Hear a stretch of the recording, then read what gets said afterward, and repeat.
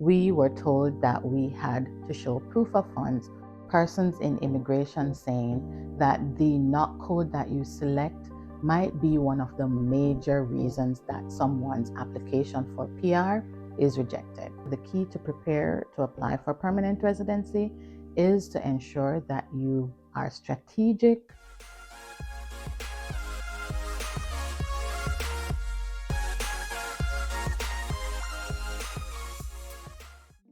Hey, Nikki here from Through Nikki's Lens. Welcome or welcome back.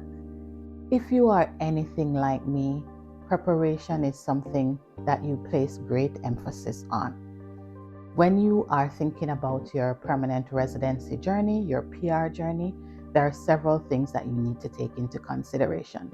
And I'm going into 5 important tips that you need to take into consideration so that you are well on your way to preparing your application for permanent residency. Work experience. Skilled work experience is something that is extremely important when you're considering applying for PR. As of November 2022, the National Occupational Classification 2021 is the tier system that IRCC uses to classify a person's work experience as skilled or not. The tier system and the various occupation types range from 0 to 3 for jobs that are considered skilled. Tier 0 are managerial positions, and up to Tier 3 are jobs that require at least a diploma or 6 months of on-the-job training. Taking that into consideration, when you're considering looking into whichever pathway that might be more suitable for you to apply for permanent residency, you need to ensure that you have the necessary and appropriate skilled work experience that will allow you to qualify for one of the many programs that you can utilize to become a permanent resident of Canada.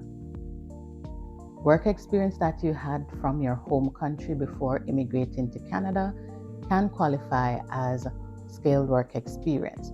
So you just have to do the necessary research to ensure that your job, previous work experience, current work experience falls under the tier system 0 to 3. Work experience that you have while in Canada, as long as it's in a skilled job as well, and as long as the work experience was not when you were studying as an international student, also allows you to qualify for one of the PR pathways to become a permanent resident.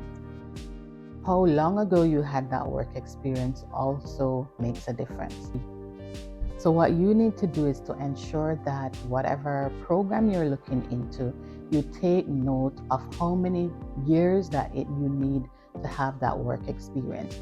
So if it is 5 years ago, 3 years ago, whatever the case is, just ensure that you pay special attention to ensure that your work experience that you have does not fall outside of the range that would qualify you to utilize those work experiences, skilled work experiences, towards your eligibility to apply for permanent residency. Choosing the correct NOC code is quite essential. So you will hear immigration lawyers or consultants, persons in immigration saying that the NOC code that you select might be one of the major reasons that someone's application for PR is rejected. So what does this mean for you? When you are doing your research, ensure that you look into the various possibilities and select the right NOC code.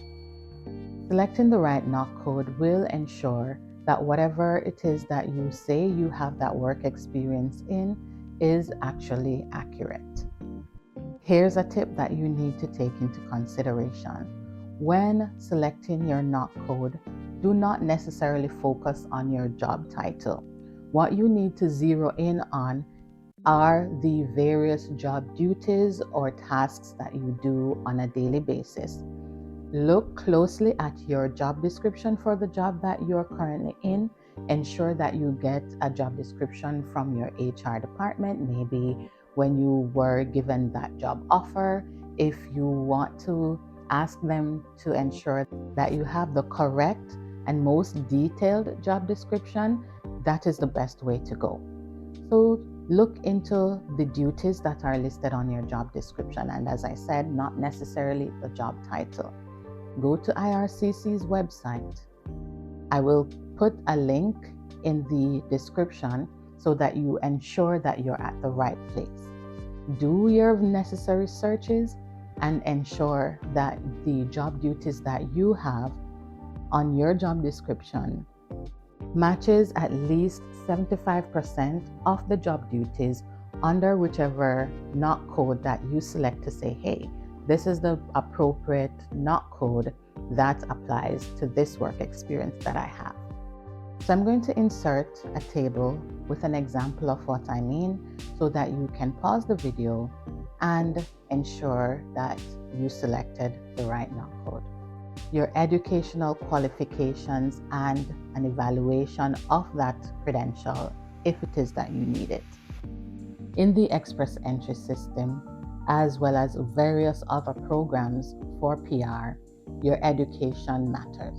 The level of educational qualifications that you have makes a big difference.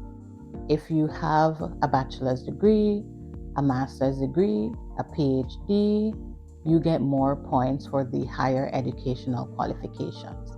So, what is important if you did not study in Canada, you need to have your educational credentials assessed. And there are various educational credential agencies or companies that you can utilize to have your credential assessed. One of the most popular ones is WES, World Education Services.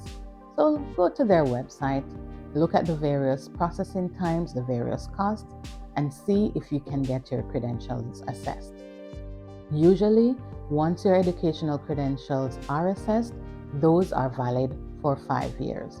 Ensure that you select the most appropriate one as well, because there are options to evaluate your educational credentials for educational purposes, to study, for a job, that's a professional reason, or for immigration.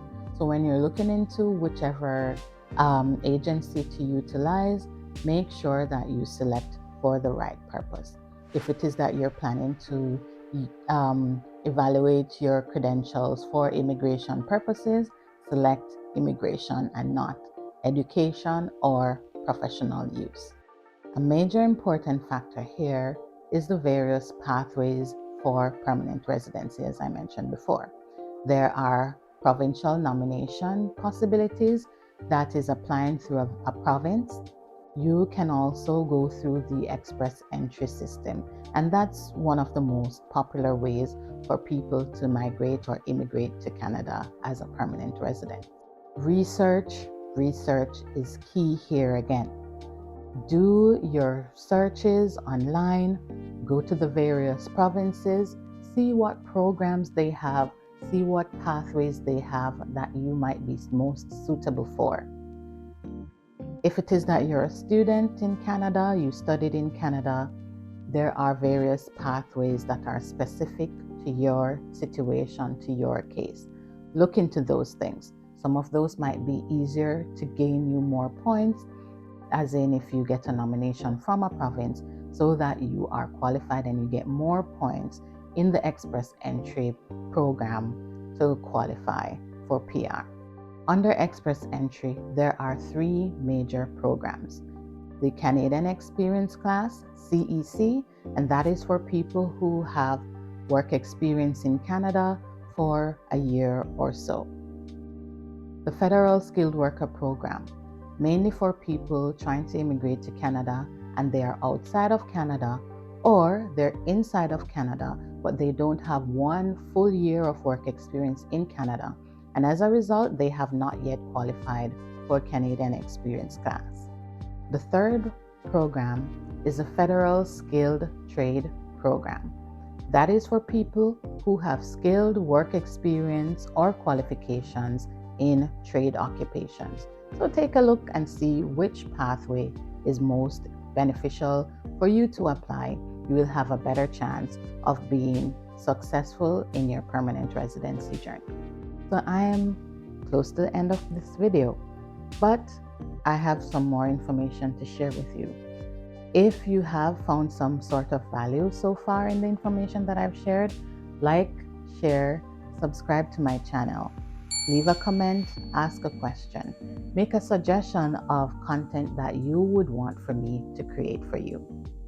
So as I said earlier, there are various pathways to apply to become a permanent resident, as well as there are various programs that you can be invited under in express entry.